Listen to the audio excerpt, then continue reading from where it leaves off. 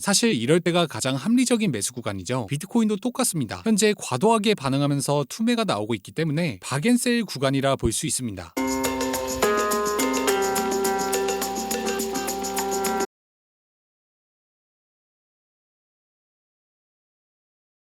안녕하세요, 퐁크입니다. 오늘도 제 관점을 말씀드릴 거고요. 그 전에 지난 관점 복귀 먼저 할게요. 자, 제 구독자분들이라면 아시겠지만 저는 10월 초부터 총 16개의 영상을 올리면서 계속 하락 관점을 유지했습니다. 그리고 그 하락이 멈추는 가격은 70에서 80K를 예상했었고요. 그 결과 126K에서 80K까지 하락하면서 그간 올렸던 제 관점은 전부 적중했습니다. 그리고 지난 21일 원하는 목표 가격까지 하락했기 때문에 상승 관점으로 돌아서겠다는 게시글을 올렸었죠. 그리고 그 게시글을 올린 뒤 현재까지는 반등세를 유지하고 있습니다. 자, 지난 관점은 여기까지 하고요. 이어서 오늘 관점으로 넘어가 볼게요. 자, 오늘 관점의 결론부터 말씀드리자면 저는 매수해야 될 타이밍이라고 보고 있는데요. 일단 기술적인 근거를 말씀드리기에 앞서서 왜 지금 가격에서 사야 하는지 그 이유를 세 가지로 정리해서 말씀드릴게요. 자, 첫 번째로 모두가 무서워서 던질 때가 진짜 싼 가격이다. 사람들이 겁먹고 한꺼번에 팔기 시작하면 시장은 순식간에 패닉에 빠지고 평소에는 상상도 못할 가격까지 하락합니다. 예를 들어 볼게요. 평소 100억이던 압구정 아파트가 부동산 정책, 매크로 이슈 같은 외부 요인 때문에 갑자기 50억 원에 나온 상황을 떠올리면 되는데요. 사실 이럴 때가 가장 합리적인 매수 구간입니다. 비트코인도 똑같죠. 현재 외부 요인으로 과도하게 반응하면서 투매가 나오고 있기 때문에 지금이 박앤세일 구간이라고 볼 수 있습니다. 자, 다시 한번 요약해 볼게요. 지금은 모두가 무서워서 던지고 있기 때문에 진짜 싼 가격이라 볼 수 있습니다. 사람들이 겁먹고 한꺼번에 팔기 시작하면 시장은 순식간에 패닉에 빠지는데요. 그로 인해서 평소에는 상상도 못할 가격까지 하락합니다. 평소 100억이던 압구정 아파트가 부동산 정책, 매크로 이슈 같은 외부 요인 때문에 갑자기 50억 원에 거래된 상황을 떠올리면 됩니다. 다들 잘 아시겠지만 사실 이럴 때가 가장 합리적인 매수 구간이죠. 비트코인도 똑같습니다. 현재 과도하게 반응하면서 투매가 나오고 있기 때문에 박앤셀 구간이라 볼 수 있습니다. 자, 지금부터 매수해야 되는 두 번째 이유를 알아볼게요. 계속 기다리기만 하면 결국 아무것도 하지 못한다. 몇 달 전 시장은 200K를 거론할 정도로 환희에 가득 차 있었는데요. 그리고 그때는 미래에 대한 프리미엄이 반영돼 있어서 엄청나게 비싼 가격이었습니다. 이때 침착한 사람들은 조금 더 안정되면 사야지 하면서 내 마음에 쏙 드는, 그러니까 더 폭락한 가격을 기다리게 되는데 사실 이렇게 완벽하게 내 마음에 드는 구간은 거의 오지 않습니다. 그러니까 제가 한 달 전에 7, 80K를 이야기했을 땐 대부분의 사람들이 코웃음을 쳤었는데요. 지금 80K까지 하락하자 50K를 이야기하시는 분들이 늘었습니다. 근데 사실 이렇게 완벽하게 내 마음에 드는 구간은 거의 오지 않기 때문에 평소에 생각했던 그